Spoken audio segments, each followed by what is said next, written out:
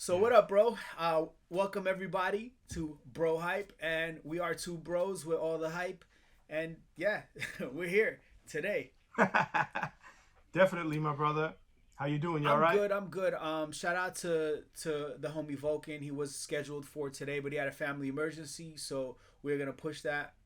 We're gonna push that episode to the near future. We're gonna reschedule and we're gonna talk about some dope stuff.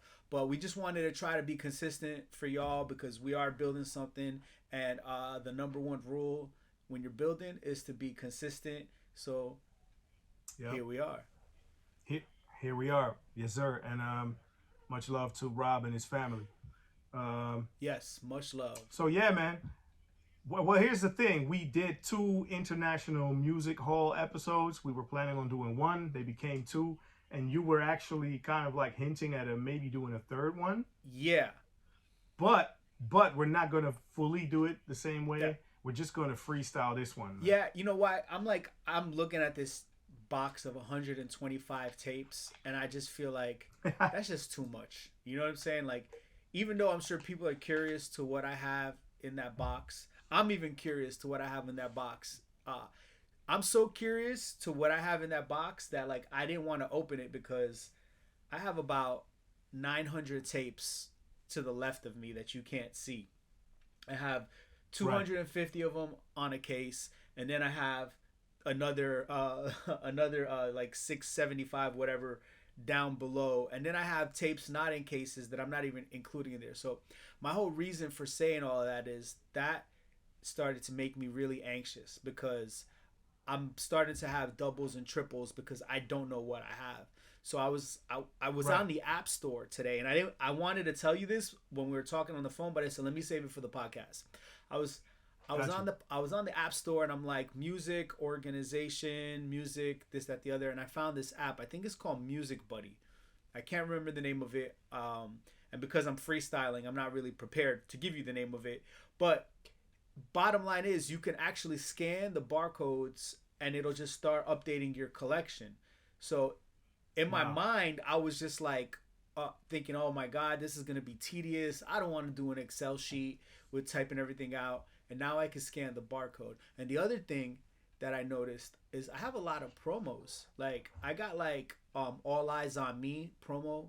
I got a bunch of like promo tapes that don't even have barcodes that actually have a promo Right. sticker in place of it. So Well, that's dope yeah, though. man, and that leads me into like talking to you about this because like collecting is just more than accumulating things, right? Like you got to know what you have, you know? And I think if you Yeah. get to that point where you got so much shit and you don't know what you have, you got to check yourself cuz you're entering into the danger zone. You know what I'm saying? Definitely. That's true. And I And know you have a couple storage units full of shit. Do you know what you have? um, well, that's a great question. And I do have most of my stuff in storage. So, there's really not a lot at the crib. It's just in storage. But honestly, uh, I kind of do know what I have, and I have a bunch of stuff listed, but not everything. Because when you have a record collection, it's like a couple thousand records, and then you have a movie collection, and then you have kicks, and then you got collectibles, and then within the realm of collectibles, you can go all out with prototypes and, like you said, promo tapes, promo vinyl. It never really ends. So no, I don't have everything listed. I do know what I have, but I can't pull it out in one file. So that's a great question, and I think it's something all collectors should really be into because otherwise you're really hoarding stuff as opposed to collecting things that have a certain value, whether it's emotional or monetary. Yeah, I agree. And you know, for me, I can't front and and say like I'm this incredibly organized person when it comes to my collection. But like a big thing for me was always before I got this house with my wife was always like, man, I need a place to put all my shit. Like I Right, just I want to enjoy it. Like I can't enjoy it if it's right, in boxes. And then I got the place, and then the pandemic hit, and then I couldn't do anything with it. It was just stacked up in boxes behind me. And slowly, like I got a shelf, I got another shelf, I started building, and now it's kind of here, and I'm still not happy with it. Like I'm still like, damn, bro, Especially when I look at people like Kahuna, I'm like, he has his collection so nice, like you can literally Yeah. enjoy it. So Yeah. I have a lot more. He has substance.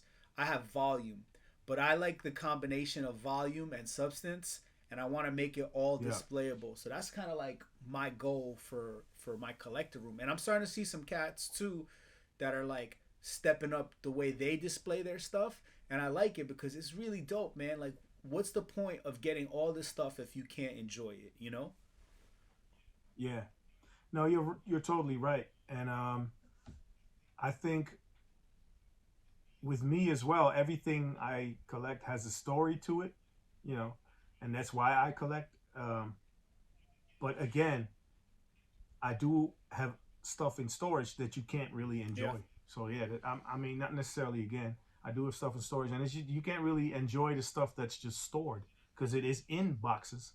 It's the same. It's even with sneakers. Like there's like 25 to 30 pair that I'll rock, you know, and then or take on tour with me, and then and there's a bunch of sneakers that you never really look at them. You don't really even open the boxes, and at a certain point, it's like I always make this joke between you and me, like hoarder homies, Yeah.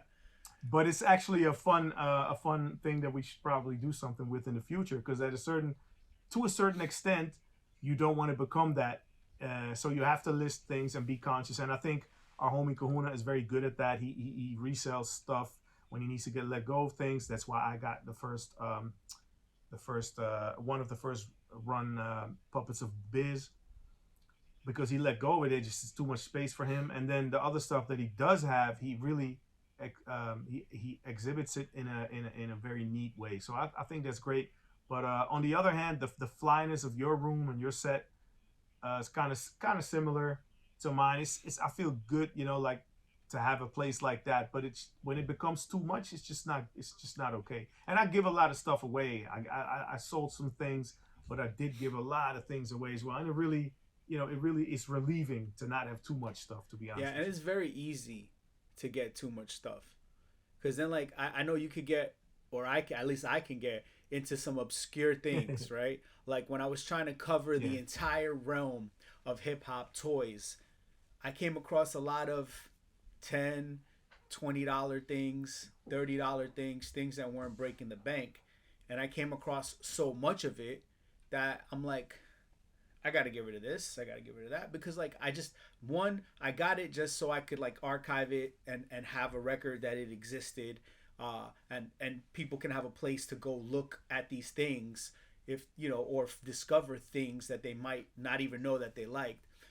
But Yeah. I didn't necessarily love it. Like I had the IM T-Pain microphone and IM T-Pain speaker toy set. It's like I don't know if you remember those, but it's an auto tune microphone, you know, and like I don't really care for that, you know.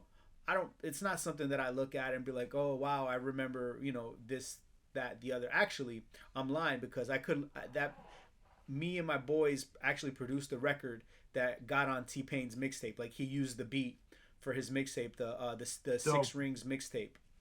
It was the intro. Dope. I didn't know Yeah, it that. was the intro song to the mixtape, and and by me and my boys produced it. I mean like I was in the room when we all made the beat, and it was mostly my boy Third World Don, aka Mike Beats, the guy who I have this record with, and who just now got signed to Maybach Music, and Dope.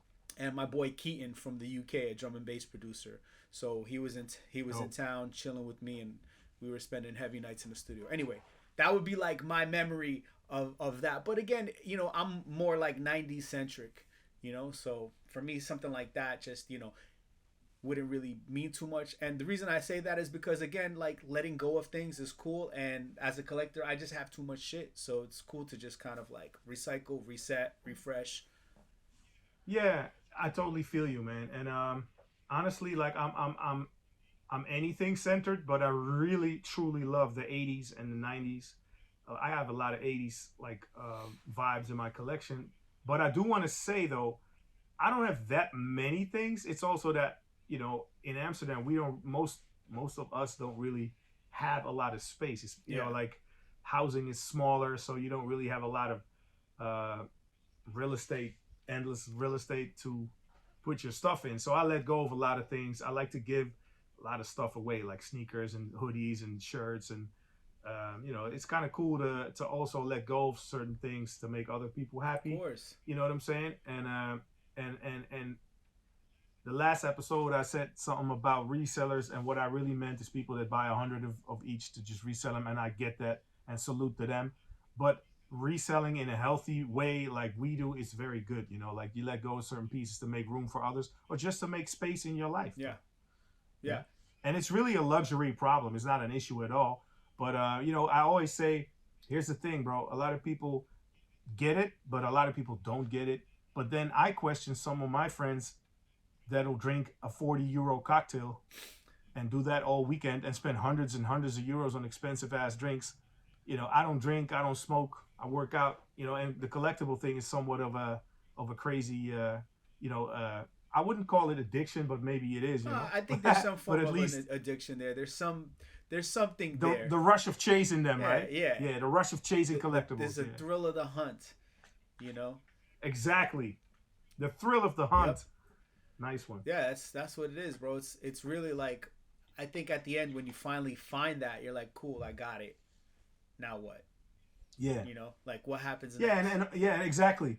But like, sometimes for foundations or like charity stuff, like most of the time, I don't really boast about that because I do think charity is really charity, and you don't want to, I don't want to like really like show off when you're doing that at all. You know what I'm saying? I think it's kind of corny when people's like, oh, look how great I am by giving people free shit. Like, but I do give a lot away anonymously. You know what I'm saying? Just to help other people, because I think that's great to do, and that's there's like a lot of equipment, even like headphones or mics, and if I have the chance or the money, I just rather give it to people and not promote that I'm giving that, but just to help somebody out. Most of the times they don't even know that I gave it to them, and I kind of like that, to do well for others anonymously. You know what I'm saying?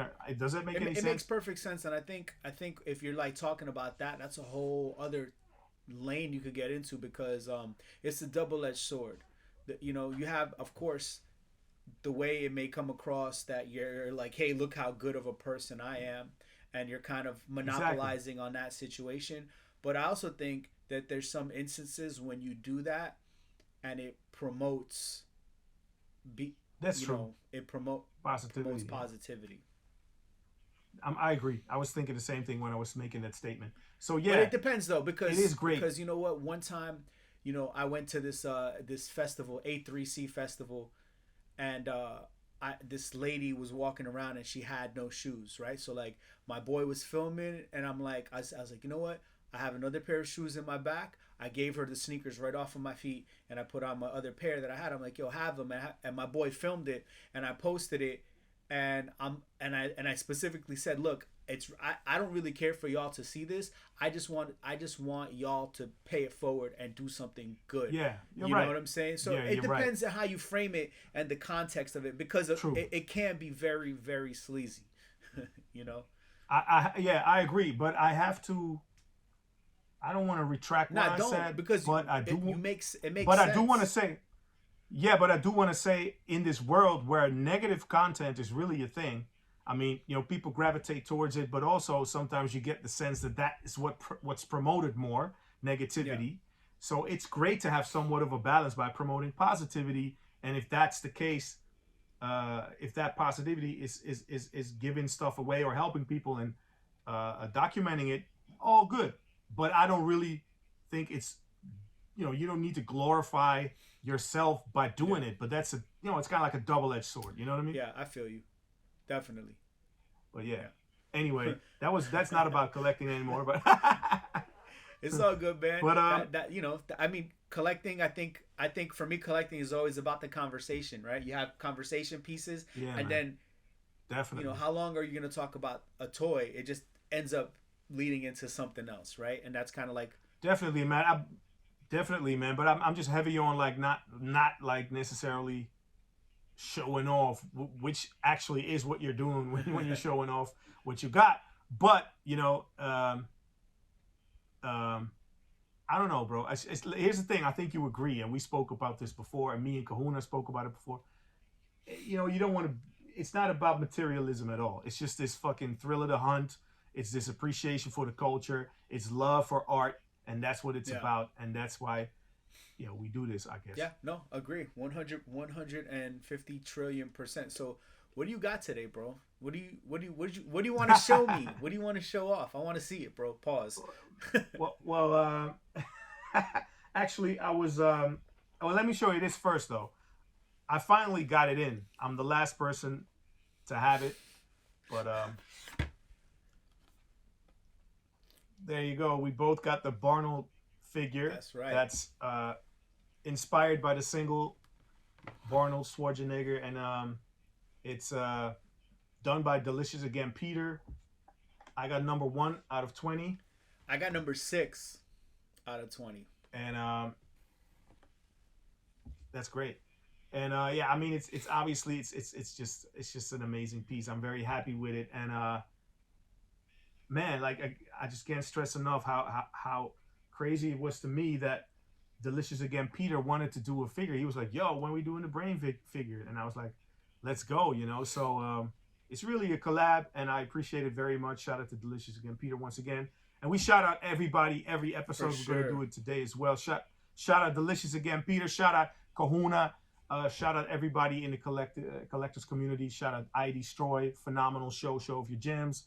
Shout out to you, Lex One. And I was just really, honestly, I want to share this with you. I know I think I texted you yesterday, but I really am stoked that I am the subject as a figure on your No Hype show, because that's how I found out about you a couple years ago. And I was just cherishing that last night when I saw it, like, yo, that's really fire. You did that.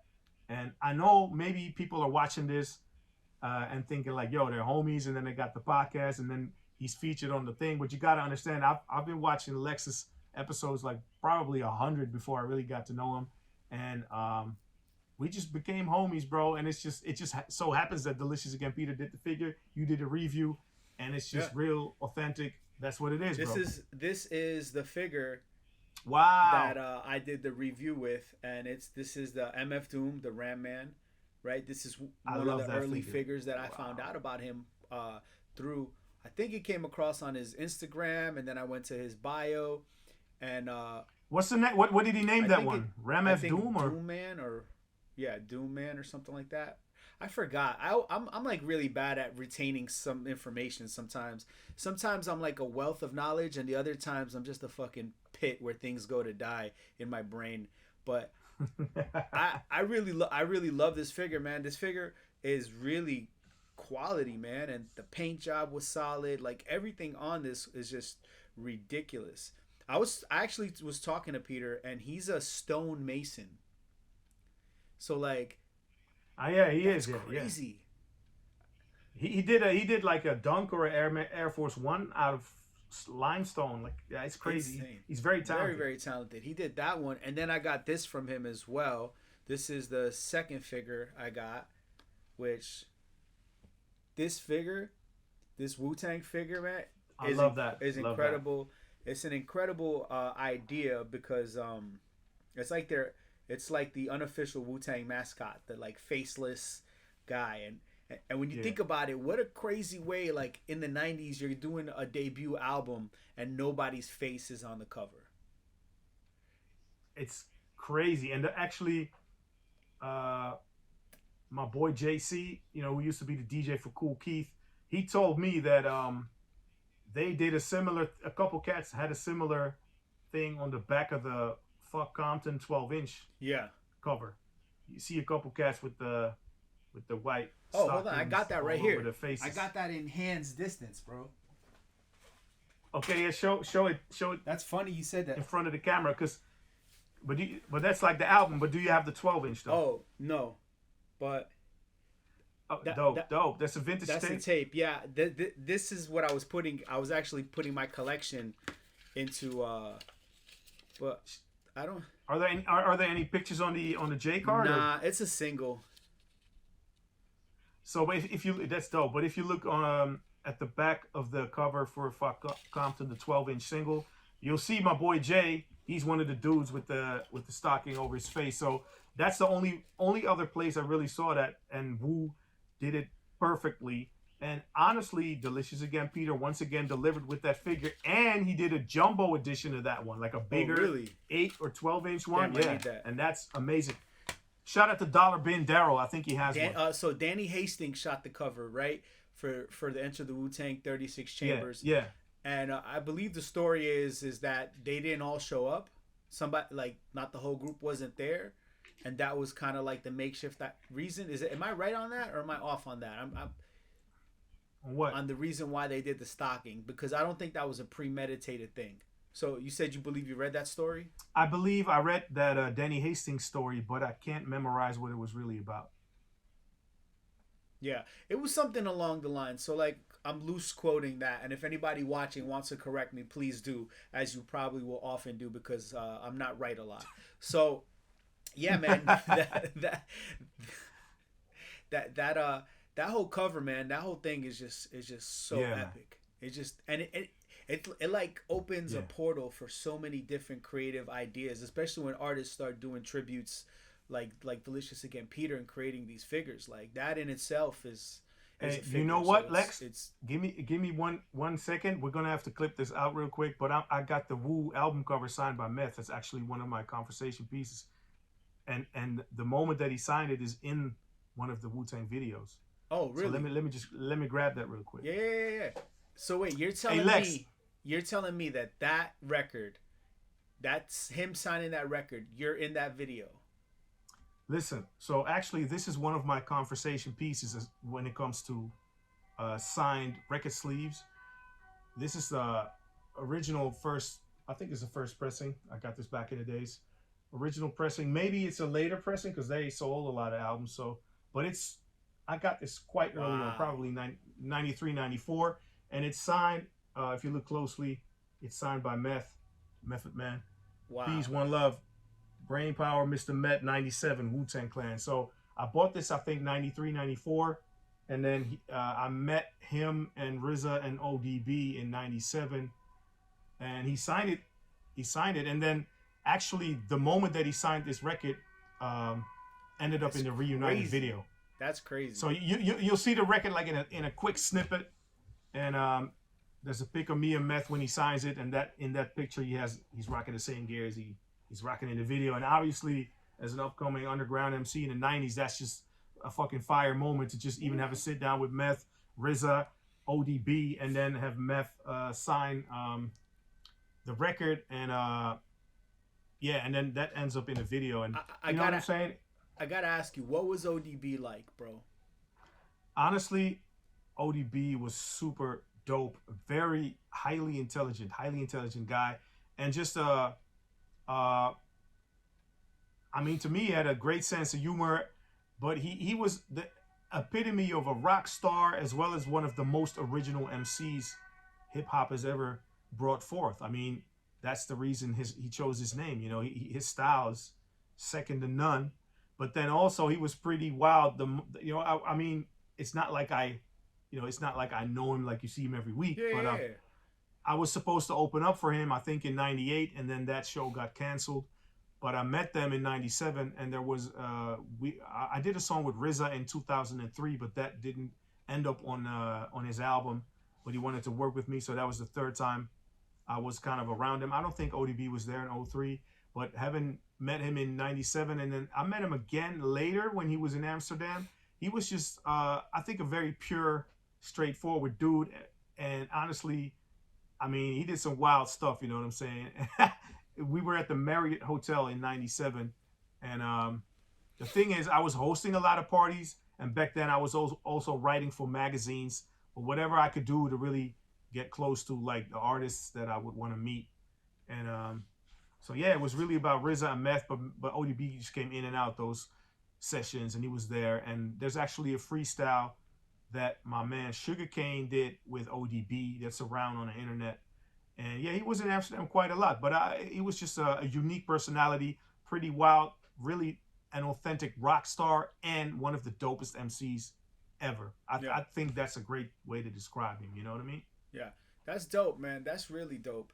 That's That's something else. You know, it's funny. I met Method Man one time too, and I was working on this mixtape. Um, is it back there? No, it's not on my wall. I think I got it somewhere. Yep, I got it right here. This never made the wall. I was working on this mixtape right here. Uh, Dope. this was hosted by Mick Boogie and Terry Urban. I don't know if you remember them, but I have you know who Mick Boogie is? Actually, it rings a bell, but I do not Have you heard the Summertime tapes? remember. With Jazzy Jeff? Is Jazzy Jeff and Mick Boogie? Yeah. Okay, so Yeah. Oh, right. yeah. Right. Got you. So Dope. That's dope, bro. we started this group called Monsters Inc. with a bunch of dope cats. You sent me that tape a while ago, right? I think I have a couple of joints on that. Maybe. I don't even know. I don't know. I might have, bro. I might have. So we started a tape with them, and we had Mick Boogie and Terry Urban host the tape. And the funny thing is it was supposed to be sponsored by Crooks and Castles. And I went around. I was performing at Rock the Bells in Miami, and I was backstage, and I was talking to a bunch of people getting drops. I got drops from from Plug One, from De La. I got drops from Redman, Method Man, Green Lantern, and I met Method Man, and I had every artist shout out Crooks and Castles because they were supposed to sponsor the mixtape, Right. And pretty much because of me, they didn't sponsor the mixtape. I don't know what I was thinking, but I never gave the drops to my boy so he could give it to Crooks and Castles, and I completely dropped the ball on that. And I still have the drops till these day, but I never gave them in. And the reason why we wanted to do a mixtape with Crooks and Castles because Kid Cudi just did one with 10 Deep, and I was like, oh, we got to do one with Crooks and Castles because then we're going to blow up. Like every time I saw somebody do something, right, because we were just independent, I'm like, I'm going to do that. Let's go after that. That'll be free promotion. We'll get on the blogs, this, that, the other, and we'll do it. And I just never did that. So, you know, that's my quick couple minutes with with Method Man.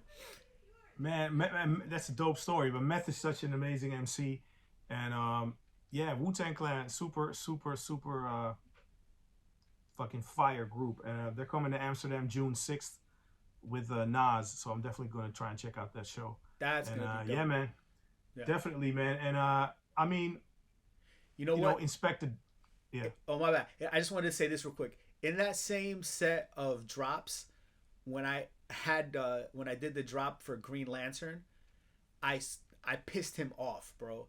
Like, I have this thing about pissing off other artists. Like, I pissed off Rick Ross before, and I pissed off... What?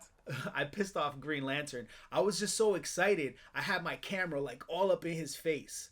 And he's like, he just got off stage. He was still sweating. He's like, yo, chill, bro. Yo, back up. You got the fucking camera all up in my face. And, like, I was just so excited that, like, I fucking annoyed the shit out of him. And he, like, angrily still proceeded to do the drops for me. But, you know, I wasn't thinking, like, in my mind, I wasn't thinking I was violating his space. I was just like, oh shit, I just got Redman, I just got Method Man, I just got, you know, I got Plug One. I'm like, I got all these people to do drops, and you know, I just wasn't thinking, and I pissed him off. I still have that drop. You know what? I gotta post that shit because that shit is funny. I gotta post that shit. Yeah, but I mean, I understand him. I totally understand him, and I get where you're coming from as well. But I think it's very stand up that he did that, though. Yeah. Even just coming up off stage and you're all up in his face and he still did it, you know. Yeah, I was such an annoying little shit, bro. But anyway, yeah, so a couple years ago, Wu-Tang was in Amsterdam, and I linked up with Inspector Deck and Ghostface Killer.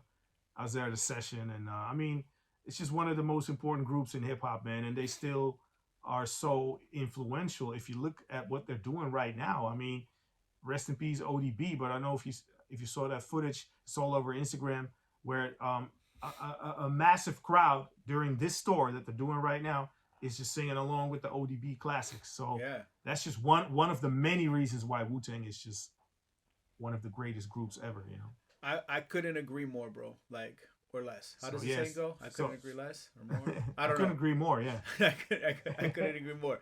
Yeah. but real quick, so let me just show you two things that actually relate together. This is a promotional copy for Ice-T. Somebody Got to Do It. But the B side is our most requested record, and that's one of my favorite records by Ice-T. Mm, Our most requested. I love the old school, the classic green and purple logo. so You dope. know, and yeah. So and he signed it. I met Ice. I think 98, 99. He signed it. Probably yeah, it's 99. It says right there. Um, so this is a promotional copy of somebody got to do it in our most requested record. And just a couple of days ago, I was just uh, browsing in the bookstore and I found this. I wanted to have that. Yo, I need to Um, get that. Split Decision by Ice-T and Spike, and it kind of tells the story of their friendship and how their lives differ but are the same as well. And it shows it's a testament to how loyal these guys are and how loyal Ice-T is as a friend. And I just love this book, and I highly recommend it to anybody that's interested in this. It's by Gallery Books, Ice-T and Spike. Split Decision, very good book. So I just wanted to say that real quick. That's Shout out to fire. Ice-T. And one thing I do not like is that I cannot find the pictures that were taken when I met Ice-T. We had a photographer, everything, and those pictures are like lost in the sauce. So I really don't like the fact that I can't find my pictures with Ice. They gotta be Shout out, somewhere. shout out to Ice-T. Hey Lex, check this out though. Wow. It's The yeah, it's infamous Mob it's Deep. it's a sealed copy of a '90s pressing from the infamous album.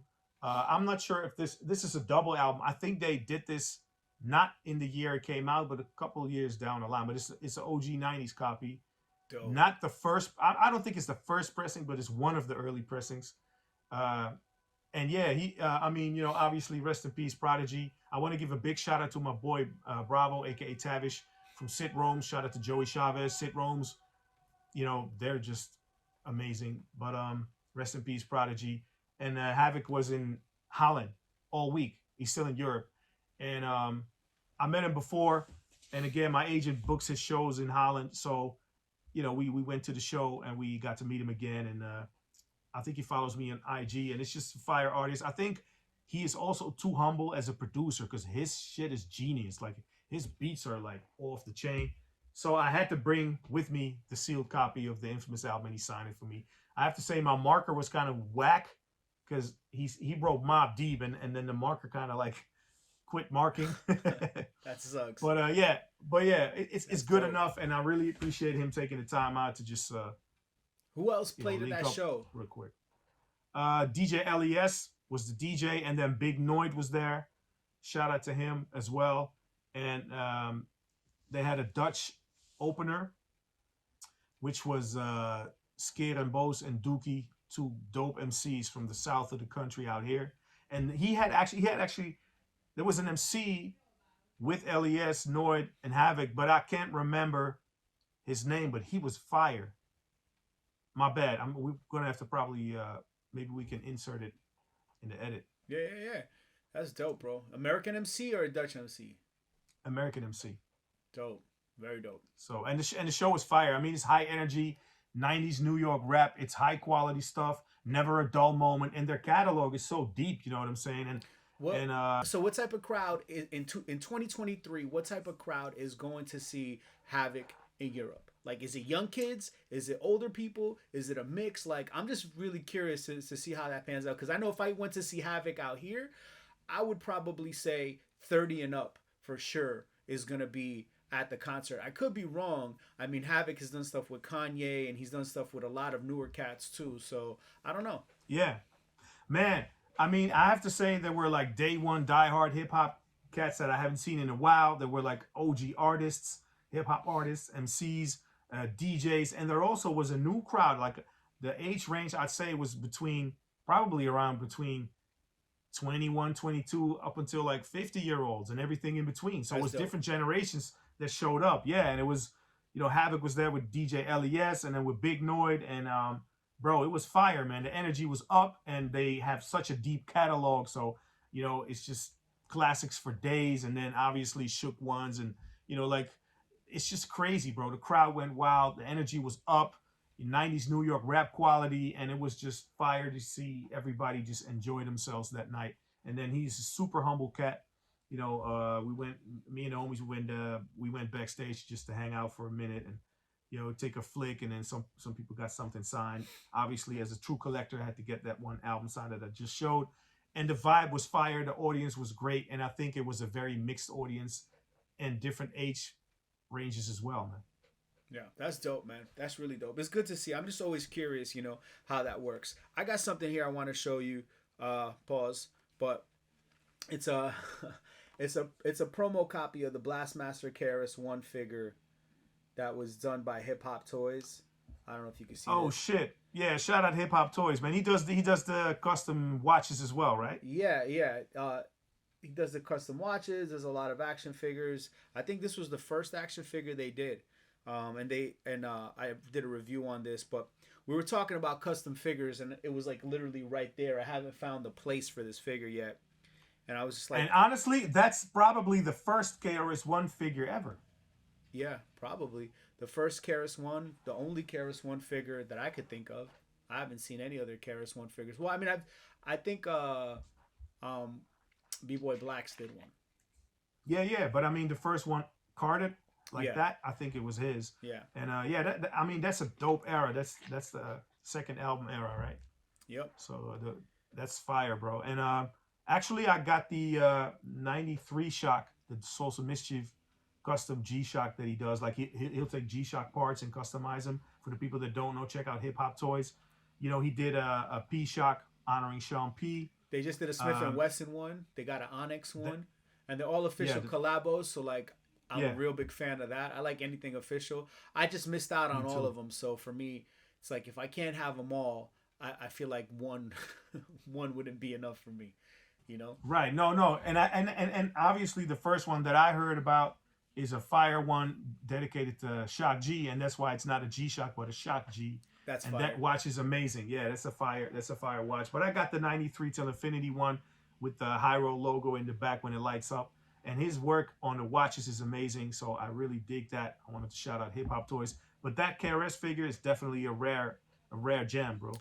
They Speaking of G Shocks, they should do like a G Unit shock. What other Exactly. a G Easy shock? What else? What else we got there? A G Herbo It's a lot, shock. bro. He can do mad shocks, bro. A And triple OG shock. the Smith and Wesson one looks very, very dope, actually, to be honest with you. Like that one is like fire too. But yeah, so shout out to him, and that figure is dope. And Shout yeah, out I to Hip mean, Hop Toys because probably like circa 2017, 2018, um, when I really started like just ramping up all my hip hop toy collection, his Instagram, and I said this before, his Instagram was a resource for me because nobody had any posts on hip hop toys, and he did. And I would look at his collection. I'm like, I never saw that. I never saw that.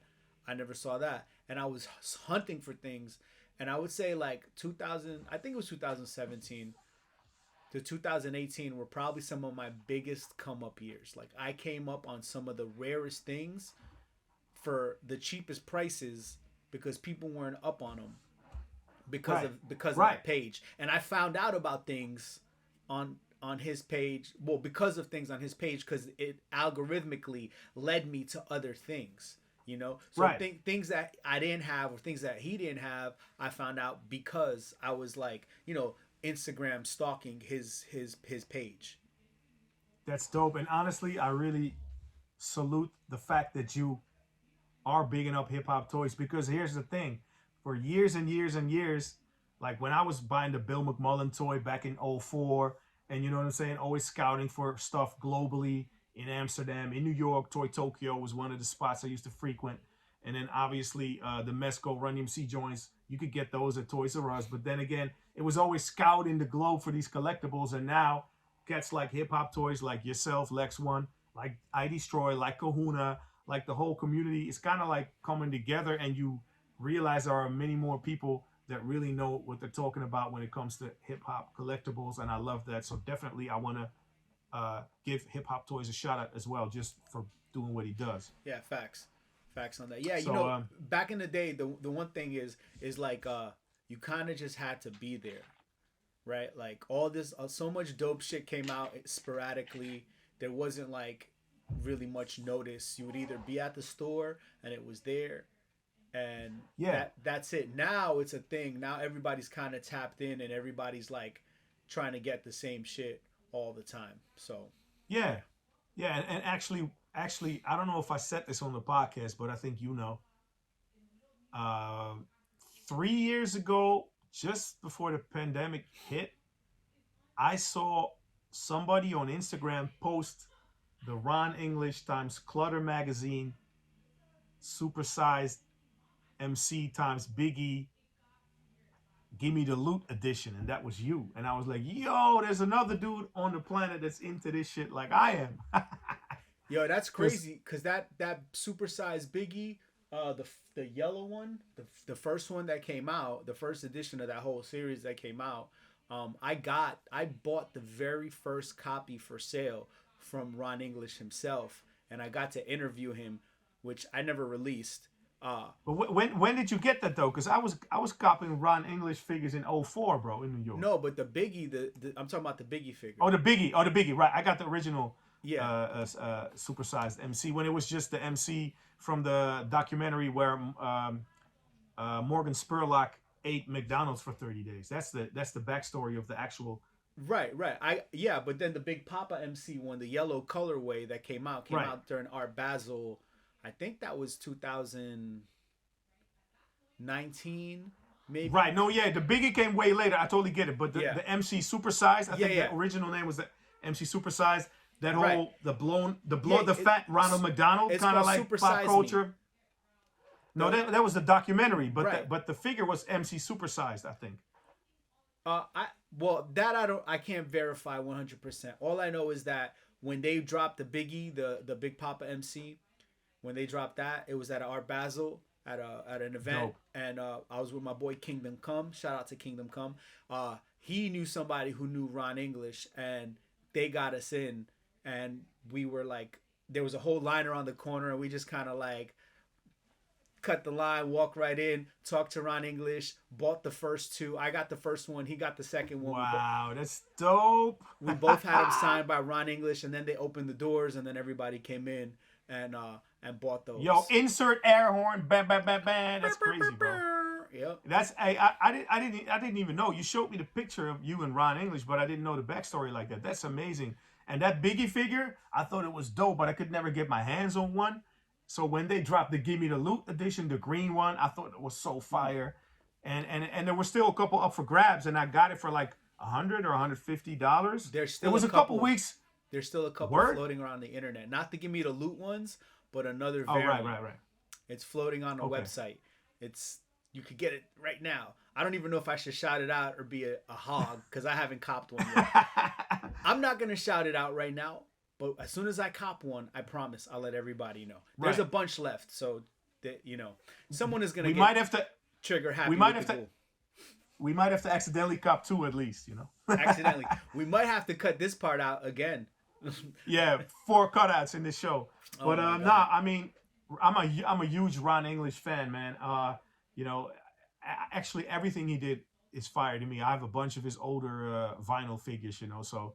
But I thought the Biggie one, I have another one as well, but the MC Supersized, that was just my shit back in the days after having seen that documentary with Morgan Spurlock.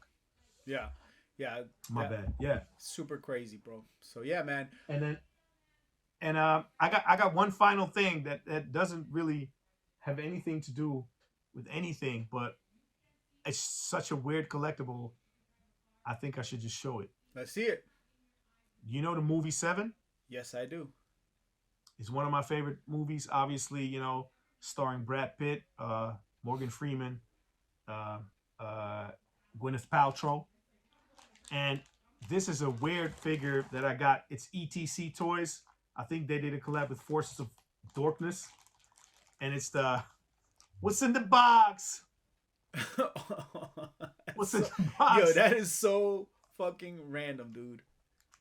that's random, and it's they really executed it well. But it's yeah, it actually says, what does it say? This is not a fucking toy, and it says John Doe has the upper hand edition. So it's just like, you know, the final scene of the film. That is With hilarious.